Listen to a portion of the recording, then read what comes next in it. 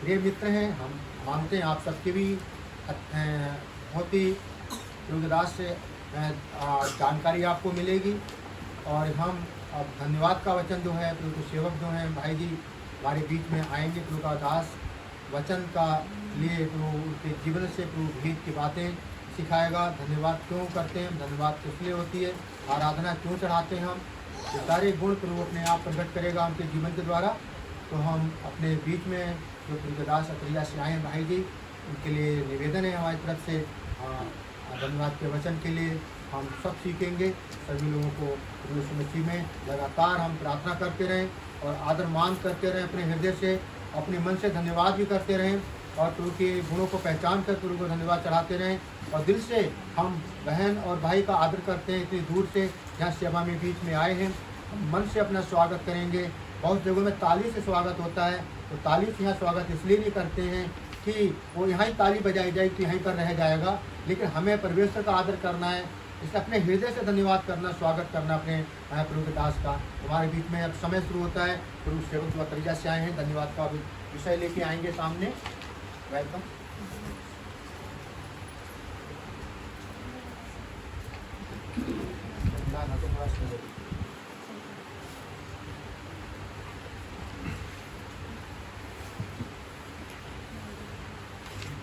जय मसीह की सभी लोग। तो सबसे पहला तो यह है कि मेरी जो भाषा है हिंदी भाषा बहुत कमज़ोर है, इसलिए मैं नहीं जानता हिंदी करने। फिर भी और उनके दास ने जो ये मौका प्रभु ने दिया, सबसे पहले तो प्रभु ने जो बुलाया, कभी सोचा भी नहीं था कि मैं और भाषाएं में हिंदी में ऐसे करके खड़ा होऊंगा किसी के सामने, ये सोचा भी नहीं था। मगर प्रभु जो है जो करता है प्रभु, वो हमारे सब इमेजिनेशन जो आउट है, हमारे समझ से बाहर करता है, हम कभी सोचते नहीं। इसीलिए आज देखो इतना मैं फेमस भी कोई बाइबल में इतना उलझी नहीं हूँ, फिर भी ये मौका जो दिया, जो परमेश्वर ने देंगे वो आप लोगों के साथ मानोगा। तो सबसे पहले हम वचन से ही देखते हैं, प्रभु का महिमा करते हैं कि जो उन्होंने ये अपॉर्चुनिटी हमें दिया है। प्लीज़ आप सब बाइबल को पत्रुस को क्या बोलते हैं, पीटर पत्रुस के पुस्तक दूसरा पत्रुस 1:10-11 हम पढ़ेंगे और सभी मिलकर पढ़ेंगे।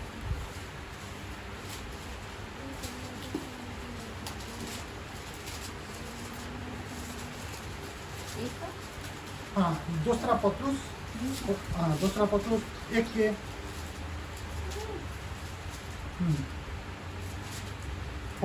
Second Peter chapter 2 verse 10 and 11, please. वरन इस रीति से तुम हमारे प्रभु और उद्धारकर्ता यीशु मसीह के अनंत राज में बड़े आदर के साथ प्रवेश करने पाओगे।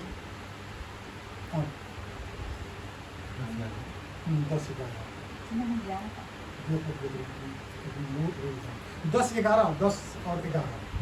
इस कारण हे भाइयों, अपने बुलाए जाने और चुन लिए जाने को सिद्ध करने का भली भांति यत्न करते जाओ, क्योंकि यदि ऐसा करोगे तो कभी भी ठोकर ना खाओगे।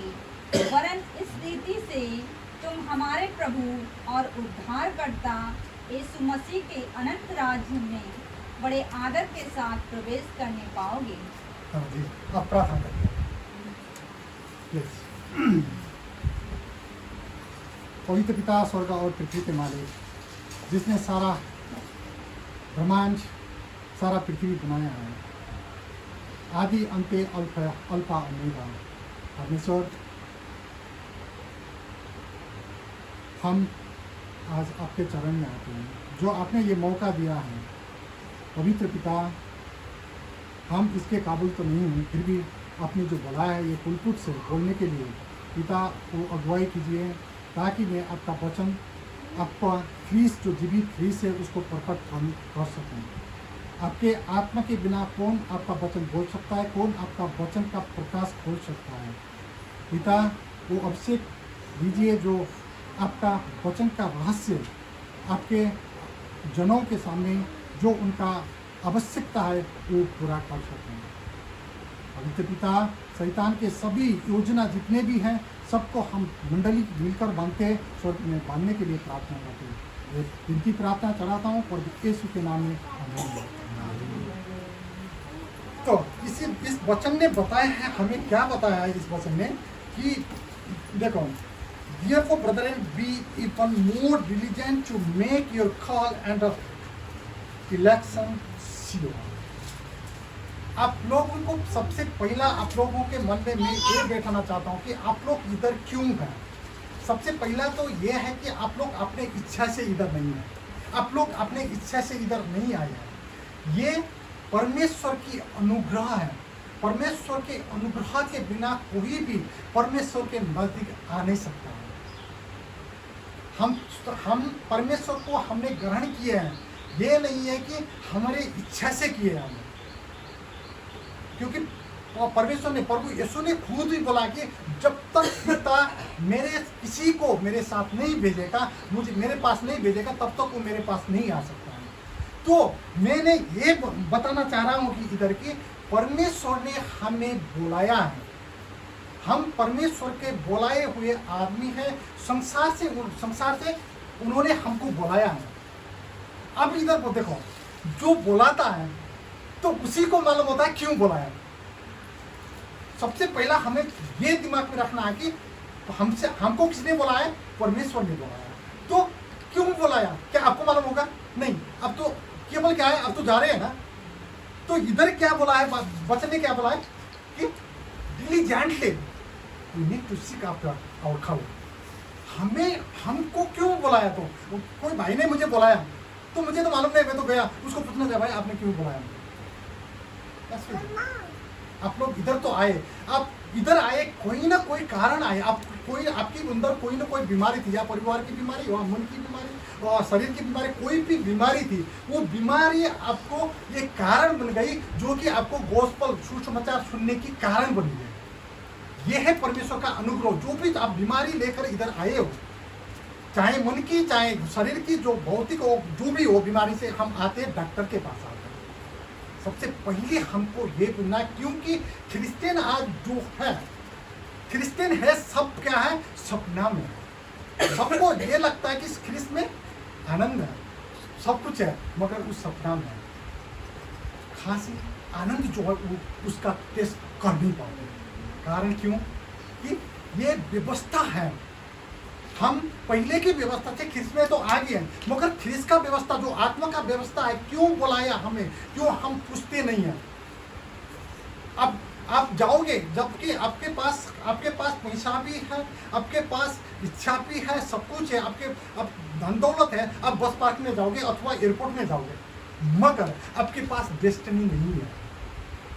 आप कहाँ जा रहे हो आपको मालूम नहीं है। तो आप पैसा से क्या करोगे, वो महंगी गाड़ी से क्या करोगे, और जहाज से क्या करोगे? डेस्टिनी तो पैसा नहीं है। आप इधर तो आए हैं, परमेश्वर ने आपको बुलाया है। तो परमेश्वर ने बुलाया है, तो बात यह है कि परमेश्वर ने बुलाया। परमेश्वर आपको नहीं बोलेगा बेटा मैंने तुझे इसलिए बुलाया हूँ, ये परमेश्वर नहीं बोलेगा, क्योंकि आपको ढूंढना है। आपको ये बात है कि मुझे परमेश्वर ने क्यों बुलाया है, संसार से अलग उन्होंने क्यों बुलाया है। तो इसका क्या है प्रिया हो, देखो इसका कोई कैटेगरी है। सबसे पहले परमेश्वर ने क्यों बुलाया कि संसार के आर्मी पुलिस जो होते हैं उसको भरना करने के लिए जब आदमी जाते हैं, वहाँ कोई कैटेगरी होती है, रखा जाता है कि इतना क्या ऊंचाई, इतना सब कुछ लिखा जाता है। उधर उसके कैटेगरी में अगर हम नहीं पहुंचे तो वो फिरता कर देगा, उधर रिजेक्ट। यहाँ भी बुलाया है परमेश्वर ने, इसलिए स्वर्गीय सेना के हम क्या है, ख्रिस्त के राजदूत हैं। हम ख्रिस्त के राजदूत के लिए, ख्रिस्त के सेना में भरना होने के लिए परमेश्वर ने हमको बुलाया है। सबसे पहले हमारे दिमाग में ये सेट होना चाहिए कि हमको स्वर्गीय राज के हम राजदूत हैं। तो इसमें हमको बुलाया है। किसको बुलाया? बाइबल ने क्या कहा कि ऐसे लोग को बुलाया है परमेश्वर ने। ठीक, अब प्लीज 1 कोरिन्थियन चैप्टर, पहले कोरिन्थी के पुस्तक क्या बोलते हैं इसमें, कोरिन्थी के पुस्तक 1 अध्याय के हम 26 और 28 पढ़ जाए। मैं दो बातों को आपके सामने रखूंगा, हमको क्यों बुलाया और हमको बुलाकर कैसे वो तालीम करता है, ये दो में है कि नहीं। अगर आप ये दोनों दो जो रास्ता है ये रास्ता में नहीं होगे तो कभी भी आप जो टेस्ट है वो चाक नहीं पाओगे। अब चाहे जितने भी करो, चाहे अपना जान दे दो, मगर परमेश्वर की जो स्वाद है, जो परमेश्वर का इरादा है, वो आप लोग नहीं पाओगे। आज मैं जितने भी देख रहा हूँ, जो मेरे अपने ऑब्जर्वेशन अपने में देखता हूँ, तो क्रिश्चियन जो भी है बोलते हैं कि हमारे पास शांति है, हमारे पास सब कुछ है। ख्रिस्त में आओ बोलते, खुद को वो बिस्तारा में जब लेटता है तो वो खुद को नहीं बोल सकता है मुझे शांति है। देखो अब यह कैटेगरी ऐसी है, क्या बोला है 26 में, क्या बोला है? हे भाइयों, हाँ। अपने बुलाए जाने को तो सोचो कि न शरीर के अनुसार बहुत ज्ञानवान और न बहुत सामर्थी और न बहुत कुलीन बुलाए गए। देखो पहले ये है कि संसार से ऐसे आदमी को बुलाया है, हम लोग ऐसे आदमी को बुलाएंगे जो कि संसार के, हम कोई बड़े आदमी चर्चित आदमी नहीं थे। अब क्यों ऐसे आदमी को बुलाया? परमेश्वर ने कैसी कैटेगरी रखा कि जो संसार में कोई जिसका नाम ना हो, क्यों ऐसे आदमी को बुलाया? हम उधर 27-28 में भी है, वो 28 में पढ़िए तो क्यों बुलाया? हाँ 28 में, उसी के 28 में। और परमेश्वर ने जगत के नीचों और तुच्छों को वरन जो हैं भी नहीं, उनको भी चुन लिया। आगे पढ़िए प्लीज। कि उन्हें जो है व्यर्थ ठहराए। जो है, पहले बात यह है, हमें ये दिमाग में सेट करना कि संसार में जिसका क्या था, क्या अस्तित्व नहीं था, हमारा कोई अस्तित्व नहीं था, हम बिना अस्तित्व के जी रहे थे, तो परमेश्वर ने हम जैसे आदमी को बुलाया। क्यों बुलाया? कि संसार के बुद्धिमानों को बुद्धि को खारिज करने के लिए बुलाया। ये देखो, हम यहाँ मूर्ख थे मगर मूर्ख रहने के लिए नहीं बुलाया। आप लोग आए हो मगर इधर आप ऐसे बन के जाओगे कि संसार के बुद्धिमानों को आप रद्द करोगे। आप रद्द थे, आप अस्तित्वहीन थे, आप आए प्रभु के पास, मगर अब जब प्रभु पठाएगा आपको तो आप संसार का कोई आदमी आपका मुकाबला कर नहीं पाएगा। मगर ये क्यों नहीं है?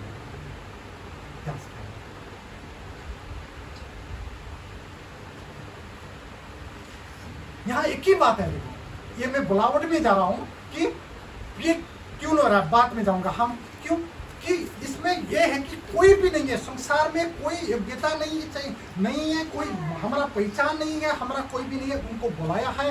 तो यहाँ एक ही कैटेगरी है। तो आप जैसे कि अब देखो, मैंने कल भी यही बात बोला था हनुमान नगर में, जो कि पुलिस आर्मी में क्या होता है, जैसे ऊंचाई होती है 5 फीट की ऊंचाई की होती है, तो 5 फीट में ऐसा डंडी डाल देते हैं, 5 फीट में ठैक डंडी डाल देते हैं।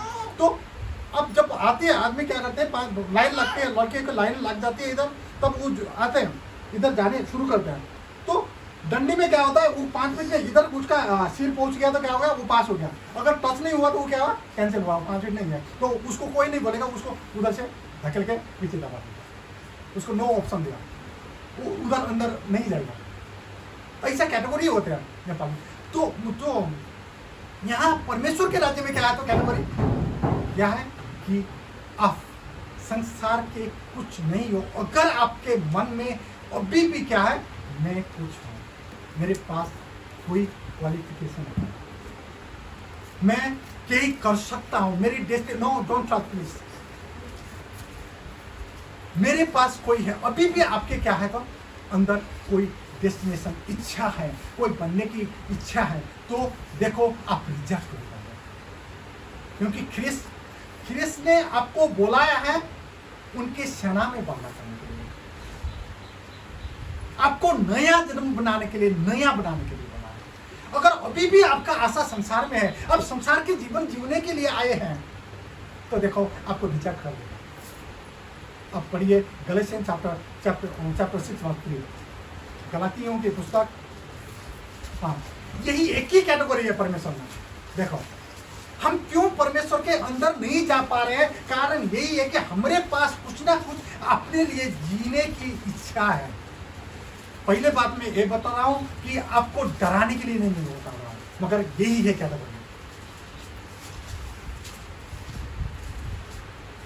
देखो प्लीज 6 के 3 में पढ़िए।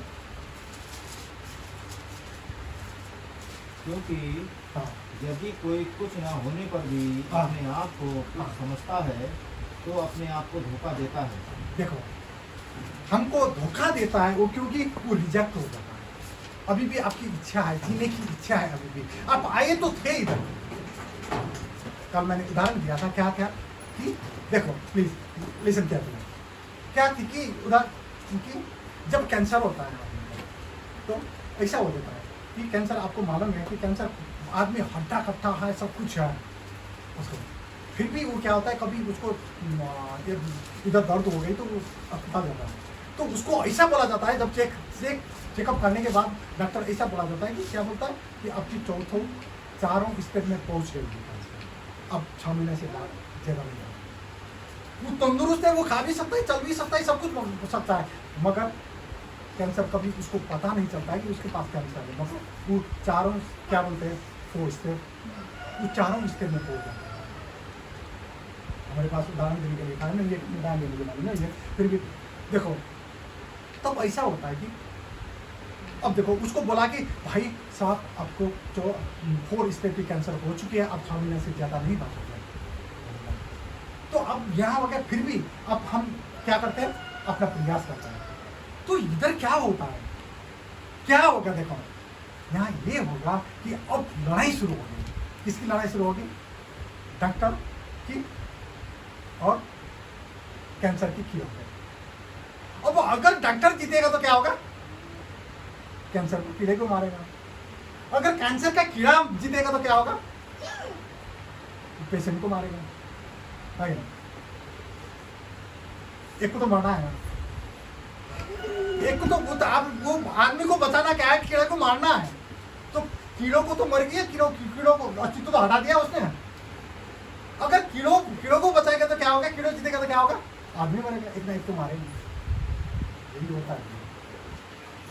जब हम आए थे कोई ना कोई बीमारी लेकर आए थे अंदर की, या तो अब उधर क्या होता है, सेम सिस्टम। आप बुझिए कि कैंसर को बीमारी क्या करता है। अगर बोलता है इधर, जब लोग आते, आप लोग इधर आए कि आप क्यों, मैंने ग्रहण नहीं किया था परमेश्वर को, क्योंकि मैं पापी हूँ, मैं पाप का क्षमा हूँ। मैंने तो ये तो ग्रहण करके भी बहुत साल बाद पता चला था।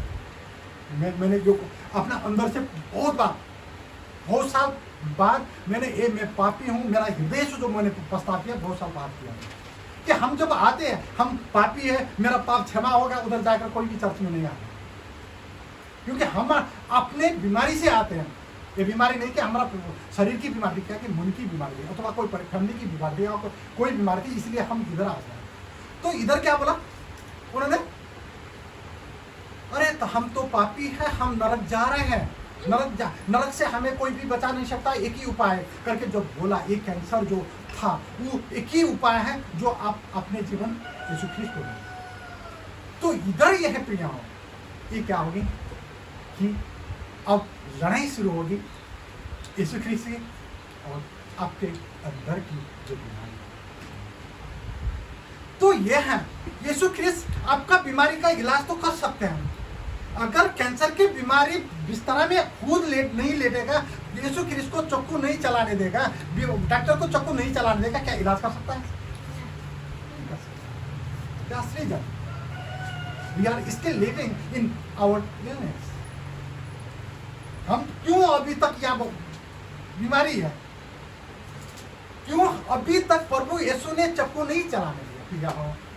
देखो देखिए, यीशु ख्रीष्ट के जो हम आते हैं तो हम क्यों नहीं वो आनंद पा रहे हैं? क्यों अपने जीवन को हम समर्पण नहीं कर रहे हैं? क्यों हम उसका अनुग्रह के हम कहीं हिस्सेदार नहीं हो पा रहे? क्योंकि हम उस बेड में बैठने के लिए तैयार नहीं, हम बेहोश होने के लिए तैयार नहीं। सिस्टम एक ही चलेगा। देखो यहाँ कोई नया शिक्षा नहीं है, नहीं दिए जाएंगे। शुरू में जाएंगे। जब ध्यान कीजिए कि जब क्या हुआ था, हम आदम के जीवन में जाते थे यहाँ। जब आदम के जीवन में जाते हैं तो आदम को क्या किया था, पहले शुरू में क्या किया था, आदम के शरीर से उनके कर्म को निकाला था। प्लीज ध्यान से सुनिए, क्या किया था, आदम के कर्म को निकाला था। कर्म क्या होता है, हमारा इंटाइल जो होता है उसका सुरक्षा क्या है, कर्म से होता है। उसका सब अंदर के सबका सुरक्षा कौन देता है, कर्म है ना। क्या निकाला परमेश्वर ने, कर्म को।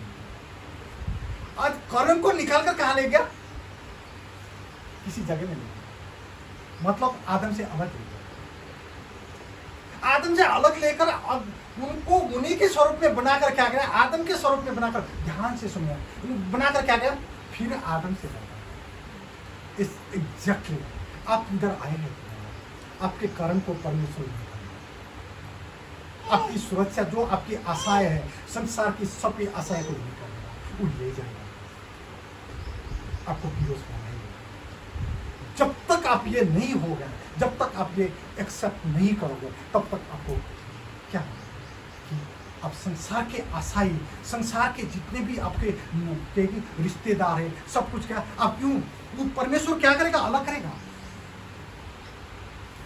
आपको। परमेश्वर खुद, आप परमेश्वर को ही देखने, एक ही परमेश्वर के ये है कि देखो, ये क्या बोलते हैं, क्या बोलता है, एक खोई और क्या बोलता है, एक खड्डा में जब आदमी गिर गया, देखो ये बड़ा खड्डा है, क्या बोलता है, ये समझते हैं ना, खड्डा है, खड्डा में आदमी गिर गया, तो गिरने के बाद क्या होता है, उसने अचानक ऐसा कि एक रस्सी पड़ी थी, उसमें रस्सी पड़ गई, तो उसने रस्सी पकड़ लिया, देखो पकड़ लिया, तो नीचे क्या है, नीचे पानी की कुआं है, दलदला क्या पानी है। जब वो उधर गिर जाएगा तो क्या होगा, वो मर जाएगा, कोई उसके आशा नहीं है। तो वो क्या करता है, जब तक उसमें पावर है तब तक वो क्या नहीं छोड़ेगा, रस्सी को नहीं। जब तक उसमें पावर है तब तक वो क्या करेगा, रस्सी को देखेगा, वो करेगा। वो कब छोड़ेगा रस्सी, जब उसकी पूरा ताकत खत्म हो, तो वो गिरता है तो क्या है, नीचे पत्थर में। आपकी जब तक आपकी आशा है संसार, तब तक उस रस्सी को आप नहीं छोड़ोगे। मगर जो आप दलदला आप देख रहे हो, जो नीचे आप खुआई देख रहे हो, वो क्या है, चट्टान है, वही यीशु ख्रीस्त है। उधर आपको क्या है कि दिखा रहा है, जो संसार के आपके आंख है, उससे आपको क्या दिख रहा है, अगर मैं संसार के मेरे नातेदार को, मेरे सपना को, मेरे ये सब को छोड़ दूंगा तो क्या होगा। तब परमेश्वर कभी भी आपके साथ, आपको हेल्प नहीं चाहिए। ये पहुंचिए कि ये समझिए कि परमेश्वर को आपकी हेल्प नहीं चाहिए, आपको पूरा बेहोश होना। अगर आप बेहोश हो गए तो वो आपको छुरी चलाएगा। क्या छुरी चलाएगा, आपका सबको अलग बनाएगा। ये सभी के जीवन में हुआ है कि नहीं, इस सभी के जीवन में जिसने परमेश्वर को पीछा किया, जिसने परमेश्वर को पकड़ा, सभी को अलग किया। पहला आदमी कौन था, अब्राहम को क्या किया, अपने देश, अपने रिश्तेदार, अपने सबको छोड़कर तू उसी जगह में जा जहां मैं ले जाऊंगा, यही बोला था। मैं वचन नहीं दिखा रहा हूँ, कारण यह है कि अब देर हो जाएगा। कितने टाइम देगा, 25 मिनट है ना, कितने में छोड़ना है, तो मैं तो लंबे जाऊँगा, 20 तक छोड़ना है, और क्या पाए। देखो अब ये हो रहा है कि जब अब्राहम को क्या बोला था, सब निकल के तुम बाहर आओ, तो यहां तक पहुंचाया अब्राहम को कि उन्होंने क्या कर दिया, अब्राहम ने क्या कर दिया, अब्राहम ने बोला था कि तुम सबको छोड़कर तुम मेरे पीछे आ जाओ। तब उनने अपने पिता को, अपने नेपो, उनका भतीजा को सबको लेकर आए थे। तो रास्ते में जहां जाना था अब्राहम को, रास्ते में रोक दिया, वो पदम हरान में रोक दिया, कारण क्योंकि उन्होंने औरों को भी लिया था। तब उनके पिता के यहाँ हरान में क्या हो गया, मृत्यु हो गया। तो फिर उधर से चला अब्राहम, तो उधर के पास और को आ गया, उनका भतीजा आ गया, लूत आ गया।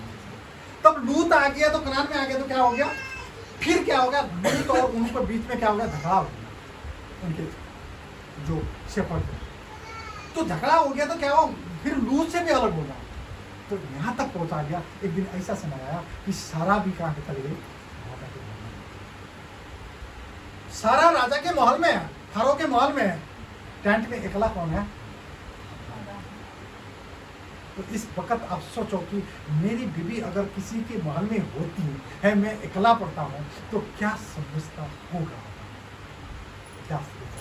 We need to go in the place of Allah. अब सोचो क्या सोचता। अब्राहम को घर से निकाला, सबको अलग किया, आज उसकी बीवी, परमेश्वर ने बोला कि तेरे साथ मैं हूं। अरे आज बीवी भी नहीं है,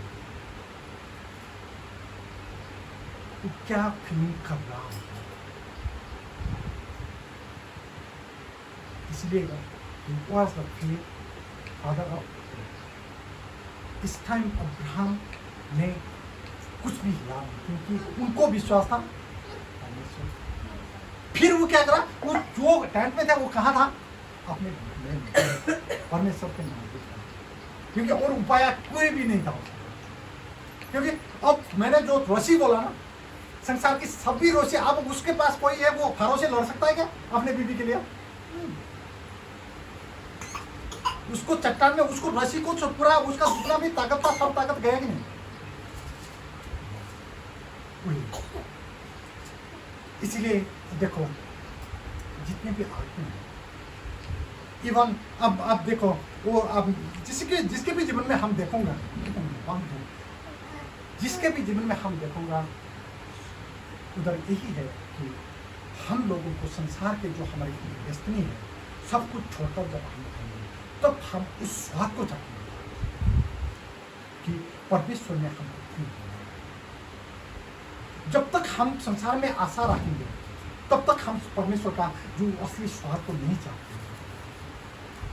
आज हम इसीलिए इधर हैं कि परमेश्वर के अनुग्रह हमने पाए हैं कि जब यहाँ बात यह है कि अगर परमेश्वर, जब देखो लड़ाई की बात मुझे करनी थी, लड़ाई क्या होती है, तो जब हम परमेश्वर को हमने ग्रहण किया, परमेश्वर को ग्रहण करके हमने जब बपतिस्मा लिया तो उसके बाद में क्या होता है, जितने भी आपका पाप किए थे वो पाप तो सब क्या हो गया,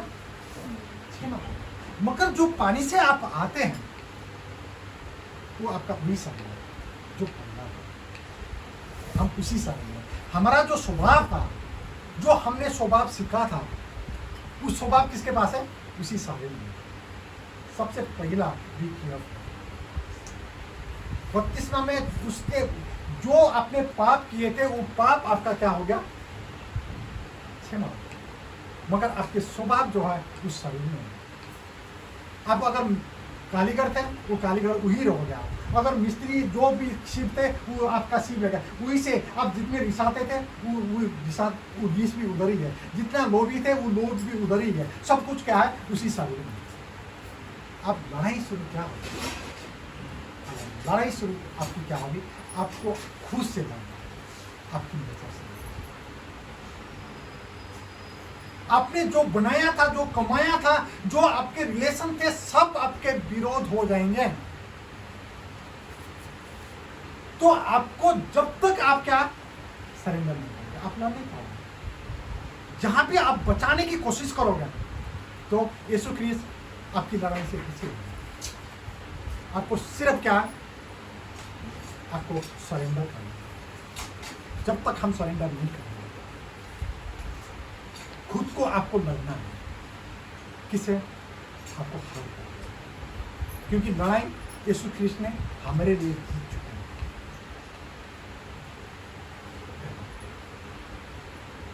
इसलिए देखो सभी के जीवन में हम अगर देखेंगे तो सभी के जीवन में हम यही पाएंगे। इसीलिए जब हम ये जीवन परमेश्वर को सौंपेंगे, जब हम परमेश्वर को ये जीवन देंगे, तब देखो हमारा शरीर किस तरह से बना है। अब मेरी छोटी गवाही 5 मिनट देता हूँ। मैंने 38 वर्ष में जब मैंने परमेश्वर को पाया, मैं ऐसा आदमी हूँ जिसने मेरे जीवन में, हम मेरी बीवी और मुझे, मेरी शादी हुई थी वो 12 वर्ष की जब हमारी शादी हुई थी। 12 वर्ष की लड़की की उम्र है। हमारे पापा ने मम्मा ने घर से हमारा शादी हुआ है। उसके बाद हमारे जीवन में इतने वो चला कि 30 वर्ष तक हम दोनों का भेंट ही नहीं हुआ। मैं परदेश में मैंने 30 वर्ष बिताया। जब परदेश में 30 वर्ष मैंने बिताया तो जब उसके दौरान में मैंने परमेश्वर को पाया। परमेश्वर को पाकर हम जो मैंने कहानी बताई वो कहानी मेरे जीवन की है, जो बाइबल में। जब मैंने परमेश्वर को पाया तो परमेश्वर ने क्या करा, चक्कू चलाना शुरू किया, सब कुछ चले गया। कैसे चले गया, हम सॉरी जैसे कि एक छोटी कहानी, एक लड़का लड़की की शादी होती है तो वो क्या करते हैं, हनीमून में बनाने जाते हैं। हनीमून बनाने के लिए उन्होंने क्या चुना था, बड़ा होटल चुना। सुनिए, मैं जोर से बोल रहा हूँ, जल्दी बोल रहा हूँ। हनीमून बनाने के लिए उन्होंने बड़ा सा होटल चुन लिया था। जब होटल चुन लिया तो ऐसा किया कि बाहर होटल के बाहर होटल वाला ने, बड़ा होटल था, 5 स्टार होटल था, उन्होंने टेंट होते हैं, टेंट को पार्क में उनके जो गार्डन थे, गार्डन में उन के लिए एक टेंट बनाया। तो उन लोगों कहाँ गए, टेंट के अंदर गए रात में सोने के लिए जब अंदर गए तो ऐसा हुआ कि जब सो रहे थे वो तो टेंट के नीचे है ना। सुनिए ध्यान से सुनिए, जब टेंट के नीचे थे तो रात में जब लड़का उठा तो क्या दिखता है, वो बोल रहा है, लड़का बोलने शुरू कर दिया। उन्होंने बोला कि अरे प्रिया देखो, आज हमारी पहली रात है, जो हम देखो आकाश में सूर्य चंद्रमा जो है, चंद्रमा बीच में है, सूर्य तारा जितना है, झिलमिली तारा की हो रही है। हमारा जीवन कैसा, जो शुरुआत है हमारा जीवन का क्या हो रहा है, अच्छे तरीके से हो रहा है, क्योंकि पूरा आकाश खुला है। मैं देख रहा हूँ उसको, क्योंकि वो टेंट में सोता है ना, वो जो देख रहा है वो क्या सोच रहा है, वो सपना देख रहा है। बुझिए, समझिए कि वो क्या देख रहा है, सपना। क्योंकि वो तो टेंट में सो रहा है तो वो समझ क्या रहा है कि मैं टेंट में हूँ, मैं तो टेंट है, मेरे आगे इधर तो टेंट है, मैं जो देख रहा हूँ वो सपना देख रहा हूँ। तब लड़की बोली, ये मूर्ख, हमारा टेंट किसी ने चोर के लिया, तो सपना नहीं देख रहा है, तो क्या देख रहा है, विपना में है, टेंट तो चोर के ले गया कुछ नहीं। यस, रियलिटी हम जो देखते हैं, हम क्या सपना नहीं है, हम विपना देखते हैं, मगर हम क्या सोचते हैं, सपना। मैंने जो 38 वर्ष जो बिताया, मैंने ऐसे ही बिताया, जो कि मेरा टेंट तोड़ चुका था, शैतान ने ले जा चुका था, सब कुछ ले जा चुका था। मैं सोच रहा था कि मैं किसी टेंट में मैं सुंदर सपना देखूं, वो खुला था। आपने समझे कि नहीं आया, सॉरी, यही मेरा। जब 38 वर्ष में ये सब कुछ हुआ, तब 38 वर्ष में मेरी पढ़ाई शुरू हुई। मैंने परमेश्वर को पाया। जब परमेश्वर को पाकर सब कुछ, उसके बाद मैंने अपनी पढ़ाई शुरू की। उसके बाद आज मैं परमेश्वर की सेवा करने के लिए अभी तैयार तो नहीं हुआ, परमेश्वर की सेवा करने के लिए। अगर आप परमेश्वर को दोगे तो ये सिस्टम सबको चलेगा। ये सिस्टम में अगर आप अपने जीवन को सरेंडर करोगे तो परमेश्वर आपको कहाँ पहुँचा देगा। You are extraordinary person of this world. First of all, you need to understand. हम एक ऐसे आदमी है, देखो हमारा जो दिमाग है कि हम सारा यूनिवर्स को रोक सकते हैं। यूनिवर्स जो है हमारा दिमाग में अटा सकता है। यूनिवर्स ये इधर 2 खाना होता है। एक खाना क्या है, हमारा पेट का। दूसरा खाना क्या है, दिमाग का खाना के लिए ये सारा यूनिवर्स, ये सारा संसार बनाया है परमेश्वर ने। हम सिर्फ खाना क्या खाते हैं, हम सोचते क्या है, हमारा 5 इंद्रियां हैं। The senses of our body are 5. They are called intense of hour. वो इंटेंस 5 ओटे, जो 5 है, 5 ओटे जो इंटेंस है, क्या हम आँखा से भी खाते हैं, कान से भी खाते हैं। हम जब बोलते हैं तो आप लोग क्या से खा रहे हैं, कान से खा रहे हैं। जिसने सिखाया है कान से कैसे खाना, उसको अंदर जा रहा है, जिसको सिखाया नहीं उसके अंदर नहीं जा रहा, सिखाना। अब आंख से जब देखते हो, आंख से देखते हो तो आंख से अंदर जाता है। आपने सिखाया है तो आपके बच्चे को खाना सिखाना पड़ता है, आपको कान को आपको सिखाना, आपको मेहनत करना नहीं पड़ेगा, जो सीखने के लिए, पढ़ने के लिए नहीं, क्योंकि आपके पास सिस्टम ऑलरेडी है, मगर आपको सिखाना है। बच्चे के पास सब कुछ है मगर सिखाना है। आप परमेश्वर का आगे यही सिखाओगे। संसार में जाओगे आपको सब कुछ सीखना पड़ेगा, सिखाएगा वो, संसार के बात सिखाएगा, इधर के सिखाएगा, उधर सिखाएगा, आपके अंदर की बात को ही नहीं सिखाएगा। बाइबल के ये आपका खान को खाना सिखाएगा, आपका, मगर क्या करेगा, उस संसार से अलग बनाएगा। आपका मरे हुए आपका जो सेंसेस है उसको जीवित बनाएगा प्रभु यीशु। तब क्या हुआ? आपका मुकाबला से मूसा को क्या किया था? इजराइल ने रिजेक्ट किया।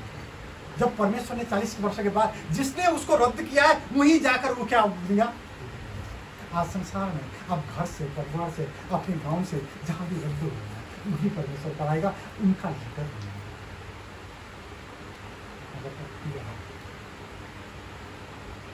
अगर आप रेडी हो तो हम जहाँ है, जिसको हमने अपनाया है, इस तरह हम मूर्ख होने के लिए नहीं, मूर्ख थे, मूर्ख बुलाए मगर मूर्ख होने के लिए। आप मूर्ख हो, आपने को पीस शांति नहीं मिली है, इसका एक ही कारण है, यीशु ख्रीस्त अपनी छुरी चलाने। आप अपने जीवन को सरेंडर करने के लिए देखो, करो सरेंडर, लड़ना पड़ेगा। अब रूज नहीं। इसीलिए जब पहचानोगे आप, जब स्वाद चखोगे आप, यहाँ एक चीज को घुमाना है प्रिया, आपको स्वाद चखना है तो एक चीज को आपको घुमाना है। ये सिस्टम है, ये लॉ है। जैसे ऐसे देखो, शो है ना, शो का दाना है, इधर रखा है, शो का दाना बास्केट में रखा है, बहुत सजा हुआ है, बहुत ब्यूटीफुल है। अब क्या करोगे? देखो क्या करोगे, अगर शो को आपको टेस्ट करना है तो क्या करोगे? शो को चुरी चलाओगे, शो को पीस करोगे, उसके बाद अपने मुख में आप चपाओगे, तब आपको आनंद आएगा। मगर तब आपको मालूम है शो उधर संसार से आपने हटा दिया। हाँ, जो आनंद आता है ना, क्या होता है, किसी को आपने हटाया ना, ये रूल है कि नहीं सबके? हम मांसू खाते तो किसी को हटा देते हो ना। हाँ? अब खाना खाते हो तो उसको आप हटा रहे हैं किसी को, तब आपको क्या आ रहा है? आनंद आ रहा है। मगर क्रिश्चियन ये है कि वो लोग नहीं खा के टेस्ट को जानना चाहते हैं। आपको शरीर, जो शरीर दिया है उसको खाने के लिए दिया है। क्यों? प्रभु यीशु की ये है, क्यों खाने के लिए दिया? आप उसी जगह जाने के लिए नहीं दिया है क्या? हाँ? मगर क्या हम जो है बिना खा के, बिना हरा के, हमारा परिवार, हमारा सभी कुछ हम रहना चाहते हैं, हम लूज होना नहीं चाहते। That's reason we are living in the same condition. अरे प्रभु यीशु अब्बा को लेकर क्या किया, फिर वापस लेकर आया ना। मैं सबको जीवन दिखाता था, मगर मैं बाइबल नहीं खोला क्योंकि मेरे पास टाइम नहीं है। अय्यूब को देखा, टाइम ज़्यादा हो गया। अय्यूब को क्या हुआ? अय्यूब से सब कुछ लेके गया ना। हाँ, अय्यूब को कौन सा छुरी चलाई? परमेश्वर ने, प्रभु यीशु ने। परमेश्वर ने वही छुरी चलाई जो मैं बोल रहा हूँ ना। सब कुछ अलग हो गया। बाद में क्या हुआ? सभी कुछ दिया ना। आदम के ये कर्म को ले गया, बाद में क्या है, उसी के स्वरूप में बोला है ना, सब लोग आएंगे जिसको आप छोड़ोगे, जिसने मेरे नाम से छोड़ा है उसको क्या डबल मिलेगा। कैसे मिलेगा? सब लोग अपने जिसको छोड़ा है घुमाओगे नहीं, रहने दो, रद्द होने दो, आपका बदनाम करने दो, लुटने दो। जो लुटता है एक दिन था, मालूम है, लोग भी परमेश्वर आपको क्या करेगा? वापस लेगा। आप ही के जिसके रूप में आप ढाले हैं उसी रूप में वो क्या करेगा?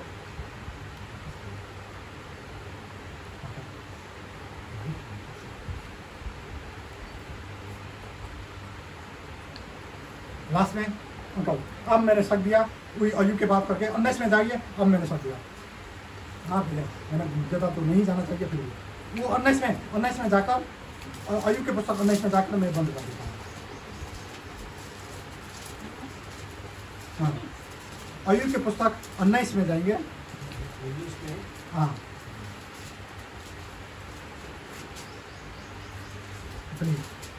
हम 19 में गए, 13 से 17 तक पढ़ेंगे, जोर से पढ़ेंगे, सब लोग बनेंगे। ये छुरी की बात कर रहा हूँ क्योंकि अय्यूब है सबसे, अय्यूब की कहानी जो है, अय्यूब परमेश्वर का एक क्या है, परमेश्वर से प्यार पाया आदमी, नाम पाया आदमी। उनको जब परमेश्वर किसी को प्यार करता है तो उसको कैसे छुरी चलाता है। अगर आपको परमेश्वर प्यार करेगा तो वही छुरी चलाएगा जो उन्होंने उनको चलाया है, वही छुरी चलाएगा जो प्रभु यीशु से चलाया है। हाँ, वही छुरी चलाएगा जो क्या डेविड, क्या बोलते हैं, डेविड दाऊद को चलाया, उनको सभी को, जोसेफ, यीशु को भी वही छुरी चलाया। सबको क्या करा? अलग कर दिया। वही छुरी आपको भी चलाएगा।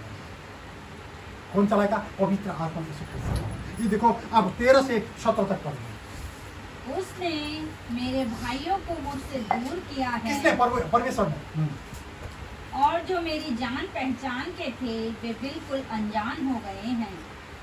मेरे कुटुंबी मुझे छोड़ गए हैं और मेरे परम मित्र मुझे भूल गए हैं। जो मेरे घर में रहा करते थे वे वरन मेरी दासियां भी मुझे अनजाना गिनने लगी हैं। उनकी दृष्टि में मैं परदेसी हो गया हूँ। जब मैं अपने दास को बुलाता हूँ तब वो नहीं बोलता। मुझे उससे गिड़गिड़ाना पड़ता है। मेरी सास मेरी स्त्री को और मेरी गंध मेरे भाइयों को दृष्टि में घिनौनी लगती है। क्या देखो तो इतने हो गया कि इतने ना उन्होंने क्या बोला, मेरी स्त्री को मेरी सास क्या होगी, पराय होगी, गिनाने लगती है। तब देखो ये मन आया आदमी, जब परमेश्वर को जब अयुब ने देखा, 142 के 5 में पढ़िए, 5 और 6 42। ये क्यों किया था? अब जब परमेश्वर को जब अलग किया, परमेश्वर ने सबको अलग कर दिया, तो बाद में क्या हो गया? जब देखो 42 के 5 और 6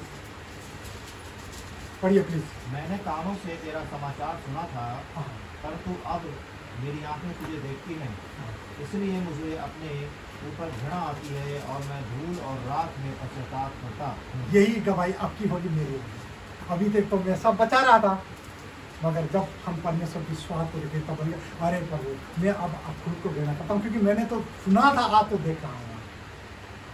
इसीलिए हम यही आदमी, जो हमने सुंदर अवसर पाया है, जो हमने जीवन पाया है, जीवन जानने का हमने मौका पाया, इसीलिए हम आराधना चढ़ाते हैं।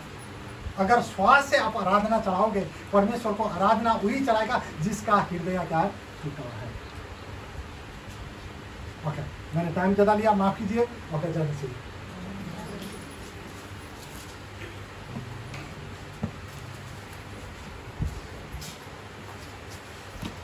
अभी हमने वचन से सुना है और हमने जाना भी होगा।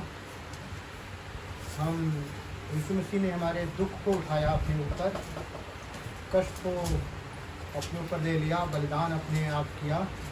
छुरी चलाने की बार बार दास बता रहे थे। यीशु मसीह ने अपने हाथों में कीले, हथौड़ों के द्वारा कीले ठुकवाई, हथौड़ा चलवाया। अगर हम रियल में प्रभु के विश्वासी होंगे तो किस हाल में होंगे, किस कष्टों में होंगे, किस संकटों में होंगे, किस मुश्किलों में होंगे, लेकिन अपने प्रभु को क्या करेंगे? हम धन्यवाद निरंतर प्रभु को चढ़ाते रहेंगे। जिस हाल में होंगे, जिस मुश्किल में होंगे, दुख में धन्यवाद चढ़ाने का मतलब है छुरी को हम दुख को हम सह रहे हैं। यीशु मसीह ने हथौड़ा को क्या था, कीलें ठोकी गई थी हाथों में, उस दर्द को सहा था। मेरे बहनों, मेरे भाइयों, हमारे आपके जीवन में भी कोई ना कोई संकट होगा, कोई ना कोई कष्ट होगा, कोई ना कोई मुश्किल होगा। तो ये समझिए, हम कल दिखा रहे थे, ये क्रूस लेके चल रहे हैं। हम क्या चल रहे हैं? हम क्रूस को लेके चल रहे हैं। क्रूस को उठाकर कांधे पे चल रहे हैं। अगर ये क्रूस को हम उपाय करके कम कर देते हैं, ये वजन कम हो जाए, हम प्रभु आपको मांगते रहेंगे, दान दे के मांगते रहेंगे, हम सेवा में संगति ना जाके हम आपको भले बने रहेंगे। आप एक जगह पालन करके ना हमें ऐसे ही मान स्वीकार कर लीजिए, ऐसे मान लीजिए। तो क्रूस को काटना है, वजन कम करना है। और वजन कम करने का मतलब ये है कि जैसे एक क्रूस होता है 6 फीट का, और उन्होंने क्या कर दिया? 4 फीट का कर दिया। कोई दरिया आया सामने, क्रूस को डालकर वो 6 फीट वाला तो निकल